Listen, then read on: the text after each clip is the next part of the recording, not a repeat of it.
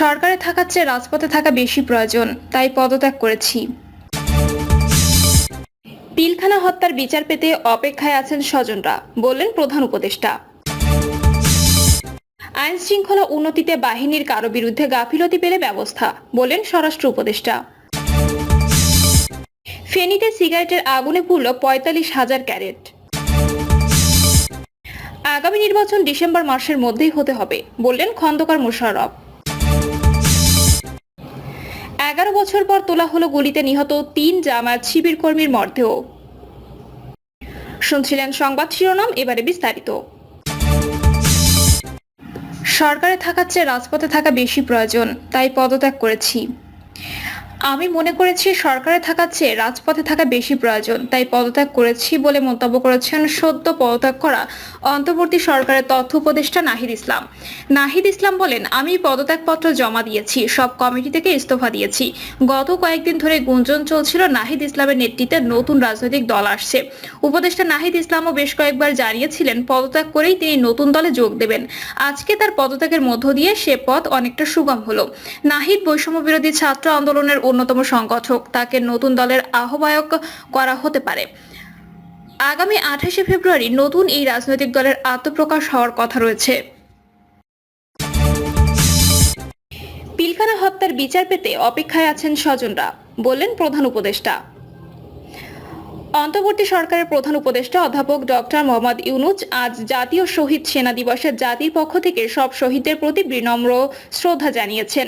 এক বাণীতে প্রধান উপদেষ্টা বলেছেন, আজ ২৫শে ফেব্রুয়ারি প্রথমবারের মতো পালিত হচ্ছে জাতীয় শহীদ সেনা দিবস। ২০০৯ সালের এই দিনে পিলখানায় সংঘটিত নির্মম হত্যাকাণ্ডের শিকার সব শহীদের স্মরণে এখন থেকে প্রতি বছর এই দিনটিকে জাতীয় শহীদ সেনা দিবস হিসেবে পালন করার সিদ্ধান্ত নিয়েছে বর্তমান অন্তর্বর্তীকালীন সরকার। তিনি এই দিনে জাতির সূর্য সন্তান শহীদ সেনা কর্মকর্তাদের গভীর বেদনার সঙ্গে স্মরণ করেন ও বিনম্র শ্রদ্ধা জানান। তিনি তাদের বিদেহী আত্মার মাগফিরাত কামনা করেন। একই সঙ্গে তাদের শোক সন্তপ্ত পরিবারের সদস্যদের প্রতি সমবেদনা ও সহমর্মিতা জানান। শহীদ পরিবারের সদস্যরা একান্ত প্রিয়জন হারানোর এতগুলো বছর পরেও স্বজন হত্যার বিচার পেতে অপেক্ষা করে আছেন উল্লেখ করে প্রধান উপদেষ্টা বলেন, পিলখানায় বীর সেনা সদস্যদের নির্মম হত্যাকাণ্ডের পর অনেকগুলো বছর ধরে জাতি হিসেবে আমাদের নানা বিভ্রান্তিতে রাখা হয়েছে। রাষ্ট্র হিসেবে বাংলাদেশ এই নির্মমতার সুবিচার নিশ্চিত করতে দায়বদ্ধ।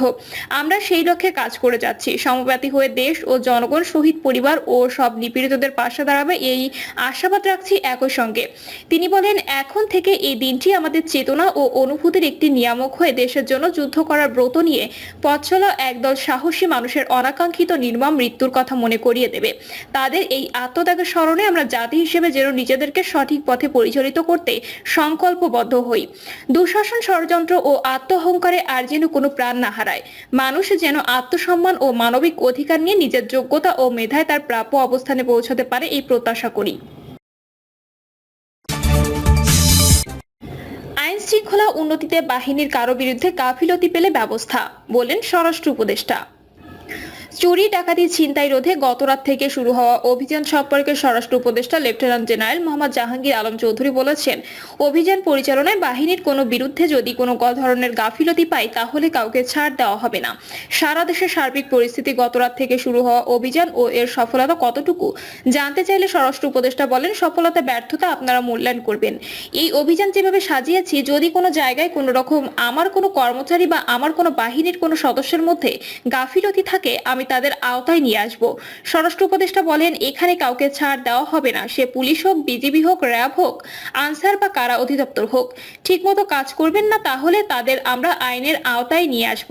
অভিযানের সর্বশেষ আপডেট জানতে চাইলে স্বরাষ্ট্র উপদেষ্টা বলেন, আমি তো ভেবেছিলাম আপডেট আপনারা দেবেন, আপনারা সত্যি সংবাদটা পরিবেশন করবেন, দেখেন আমরা ব্যবস্থা নিই কিনা। 2 এসপির বিরুদ্ধে সংবাদ পরিবেশনের পর আমরা কিন্তু ব্যবস্থা নিয়েছি। সত্যি সংবাদের ভিত্তিতে আমরা অবশ্যই ব্যবস্থা নিব। ফেনীতে সিগারেটের আগুনে পুড়ল ৪৫,০০০ ক্যারেট। ফেনীর পাঁচগাছিয়া বাজার সিগারেটের আগুন থেকে একটি ক্যারেট ফ্যাক্টরিতে অগ্নিকাণ্ডের ঘটনা ঘটেছে। সোমবার বিকেলের দিকে এই ঘটনা ঘটে। এতে প্রায় ৪৫,০০০ ক্যারেট পুড়ে গেছে বলে দাবি ফ্যাক্টরি মালিকদের। এই ঘটনায় প্রাথমিকভাবে ৮ লাখ টাকা ক্ষতি হয়েছে বলে জানিয়েছে ফায়ার সার্ভিস। তবে দোকান মালিকদের দাবি ৫০ থেকে ৫৫ লাখ টাকা ক্ষতি হয়েছে।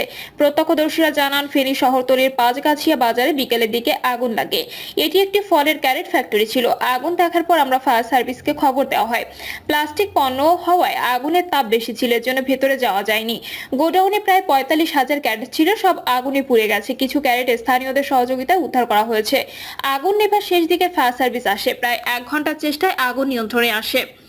দোকানের মালিক ইনামুল হক বলেন, গোডাউনে শত্রুতা করে আগুন দেওয়া হয়েছে বলে আমার ধারণা। কারণ আমার এখানে রাতের বেলা কাজ চলে, মানুষ বিরক্ত হয়। কেউ ইচ্ছাকৃতভাবে এই কাজ করতে পারে। এটি খোলা মাঠ, আশেপাশে কিছু নেই। সারাদিন বিদ্যুৎ ছিল না। আগুন লাগার কোনো কারণ নেই। দোকানে কোনো লোক ছিল না, সবাই বিভিন্ন কাজে গিয়েছিল। আগুনের খবর শুনে এসে দেখে সব পুড়ে গেছে। এগুলো প্লাস্টিক জাতীয় পণ্য। আগুনের তাপ বেশি হওয়াতে কেউ সামনে যেতে পারেনি। আগুনে নিজের ৫৫ লাখ টাকা ক্ষতি হয়েছে দাবি করে তিনি বলেন, এখানে ৩ থেকে ৪ ক্যাটাগরির প্রায় ৪৫,০০০ ক্যারেট ছিল, সব পুড়ে গেছে। এগুলোর বাজার মূল্য ৫৫ লাখ টাকা। আমার আরেকজন ব্যবসায়িক পার্টনার আছে, তিনি যাওয়ার আগেই আমাকে ৩২ থেকে ৩৩ লাখ টাকার পণ্যের হিসাব দিয়েছেন। চলতি সপ্তাহে ১০ গাড়ি নতুন পণ্য আসছে, সবকিছু শেষ হয়েছে। তিনি বলেন, আমি ধার দেনা করে ব্যবসা করি, সব হারিয়ে আমি নিঃস্ব। ব্যবসায়ীরা টাকা পাবে, প্রশাসন যদি আমাকে সহযোগিতা না করে রাস্তায় বসা ছাড়া কোনো উপায় নেই।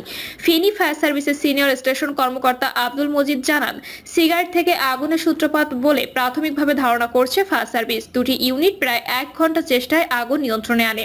প্রাথমিকভাবে প্রায় ৮ লাখ টাকার ক্ষয়ক্ষতি হয়েছে। আগামী নির্বাচন ডিসেম্বর মাসের মধ্যেই হতে হবে বললেন খন্দকার মোশাররফ। বিএনপির স্থায়ী কমিটির সদস্য ডক্টর খন্দকার মোশাররফ হোসেন বলেছেন, আগামী নির্বাচন সময় মতো হতে হবে, ডিসেম্বর মাসের মধ্যেই হতে হবে। ৬ মাস হয়ে গেছে এই সরকার কোনো সংস্কার করতে পারেনি, তাদের হাতে আর সময় নেই। আমাদের দাবি, অতি দ্রুত জাতীয় নির্বাচন দিতে হবে, তবে জনগণ নির্বাচনমুখী হবে। জনগণ যেতে নির্বাচনমুখী হবে, তাদের কেউ প্রতিরোধ করতে পারবে না। তিনি আরো বলেন, স্বৈরাচারী ফ্যাসিস্ট সরকারের পতন ঘটিয়ে ছাত্র জনতা এই সরকারকে ক্ষমতায় বসিয়েছে। তাদের প্রধান দায়িত্ব হচ্ছে জনগণের অধিকার ফিরিয়ে দেওয়া। জনগণের সবচেয়ে বড় অধিকার হচ্ছে ভোটের অধিকার। কিন্তু আমরা দেখতে পাচ্ছি এই সরকার বা সরকারের সমর্থিত গোষ্ঠী নির্বাচনকে কেন্দ্র করে নানা রকম ষড়যন্ত্র শুরু করেছে। কেউ কেউ স্থানীয় সরকার নির্বাচন দাবি করছে, আর জনগণের দাবি হচ্ছে জাতীয় সংসদ নির্বাচন। তিনি আরো বলেন, জাতীয় সংসদ নির্বাচনের গুরুত্ব বেশি। এই নির্বাচন সরকার গঠন করে, আর বর্তমানে যে সরকার চলছে তারা কারো নির্বাচিত সরকার না। তাদের প্রধান দায়িত্ব হচ্ছে জনগণকে সুযোগ দেওয়া, যাতে করে জনগণ তাদের নির্বাচিত প্রতিনিধি সংসদে প্রেরণ করতে পারে। তারা যাতে সরকার প্রতিষ্ঠা করে এবং সেই সরকারের তত্ত্বাবধানে স্থানীয় সরকার নির্বাচন হবে। কাজে জাতীয় সংসদ নির্বাচনের আগে স্থানীয় সরকার নির্বাচন নয়। তিনি বলেন, এটা প্রমাণিত হয়েছে যে জনগণের সবচেয়ে প্রিয় দল বিএনপি, আর দ্বিতীয় ছিল আওয়ামী লীগ। কিন্তু গত ৫ই আগস্টে নিজের দলের লোকদের ফেলে শেখ হাসিনা মন্ত্রিসভা নিয়ে পালিয়ে গেছে। এখন কোনো আওয়ামী লীগ নেই, নিজের দলকে হত্যা করেছে শেখ হাসিনা। এখন যদি নির্বাচন হয় তাহলে জনগণের একমাত্র বিকল্প হচ্ছে বিএনপি। কাজে আরেকটা গ্রুপ হয়েছে, তারা সংস্কারের কথা বলে, কিন্তু এই ধরনের কোনো সরকার সংস্কার করতে পারে না। অন্তর্বর্তীকালীন সরকার সংস্কার করতে পারে না, নির্বাচিত সরকার। ১১ বছর পর তোলা হলো গুলিতে নিহত ৩ জামায়াত শিবির কর্মীর মরদেহ। নোয়াখালীর কোম্পানিগঞ্জে ১১ বছর আগে ছাত্রলীগের গুলিতে নিহত ৩ জামায়াত ও শিবির কর্মীর মরদেহ উদ্ধার করা হয়েছে। উপজেলার চরহাজার, রামপুর ও চরকাকড়া ইউনিয়ন থেকে আদালতের নির্দেশে মরদেহগুলো তোলা হয়। নির্বাহী ম্যাজিস্ট্রেট প্রশান্ত চক্রবর্তী বলেন, আদালতের নির্দেশে সকালে ৪হাজারি থেকে রায়হান দুপুর ৩:৩টার দিকে, রামপুর থেকে সাইফুলের ও বিকেল ৫:১৫টার দিকে চরকাকড়া বাবলুর মরদেহ তোলা হয়। পরে ময়নাতদন্তের জন্য মরদেহগুলো ২৫০ শয্যা বিশিষ্ট নোয়াখালী জেনারেল হাসপাতালের মর্গে পাঠানো হয়েছে। বসুরহাট পৌরসভা জামায়াতের আমির মাওলানা মোশাররফ হোসাইন বলেন, নিহতের স্বজন বাদী হয়ে ১১ বছর পর এই হত্যাকাণ্ডের ঘটনায় মামলা করেছে। আমরা সুষ্ঠু তদন্তের মাধ্যমে খুনের আসামিদের আইনের আওতায় আনার জোর দাবি জানাচ্ছি। ২০১৩ সালে ১৪ ডিসেম্বর জামায়াতের কেন্দ্রীয় নেতা কাদের মোল্লার ফাঁসি কার্যকরের প্রতিবাদে বসুরহাট বাজারে বিক্ষোভ মিছিল হয়। কোম্পানিগঞ্জ শাখা জামায়াত ইসলামের এই বিক্ষোভ মিছিলে 2.5 থেকে 3 হাজার লোক সমবেত হয়। জামায়াত নেতাদের নেতৃত্বে করা বিক্ষোভ মিছিলটি পুলিশ বাধা দিলে সংঘর্ষের ঘটনা ঘটে। এ সময় পুলিশ ও ছাত্রলীগ নেতাদের গুলিতে জামায়াত ও শিবিরের 7 জন নেতাকর্মী নিহত হন। তাদের মধ্যে 3 জনের লাশ ময়নাতদন্ত শেষে পরিবারের কাছে হস্তান্তর করে পুলিশ। বাকি 4 জনের লাশ বিনা ময়নাতদন্তে দাফন করা হয়। এই ঘটনায় সে সময় কোনো মামলা হয়নি। গত 5 আগস্টের পর এই ঘটনায় বসুরহাট পৌরসভার সাবেক মেয়র আব্দুল কাদের মির্জা, কোম্পানিগঞ্জ উপজেলা আওয়ামী লীগের সাধারণ সম্পাদক মিজানুর রহমান বাদল, সাবেক উপজেলা নির্বাহী কর্মকর্তা মোহাম্মদ নুরুজ্জামান সহ 112 জনের বিরুদ্ধে মামলার আবেদন করা হয় আদালতে।